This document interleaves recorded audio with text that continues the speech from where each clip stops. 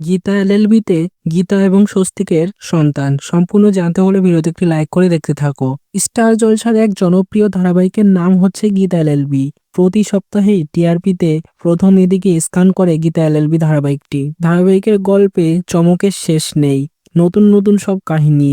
এই তো মেহেকের বিয়ে হচ্ছে, তারপর এর মধ্যেই আবার রোমান্টিকতা চলছে গীতা এবং স্বস্তিকের। যতই ঝামেলা ঝঞ্ঝাট হোক না কেন, গীতা এবং স্বস্তিক কাছাকাছি হলে তাদের যেন রোম্যান্সটা বেড়ে যায় এবং রোমান্টিক সিন দেখা যায়। স্বস্তিক তো গীতার কাছে এসে তাকে আরো জড়িয়ে ধরে আই লাভ ইউ বলে কাছে আসে। সবটাই তো হয়, কাছাকাছি আসা হয়, কিন্তু তাদের একটা তো সন্তান হয়নি। এতদিন বিয়ে হয়ে গেল, তো এবার দেখা যাবে গীতা এবং স্বস্তিকের মহাধামাকাভাবে একটা সন্তান আসতে চলেছে।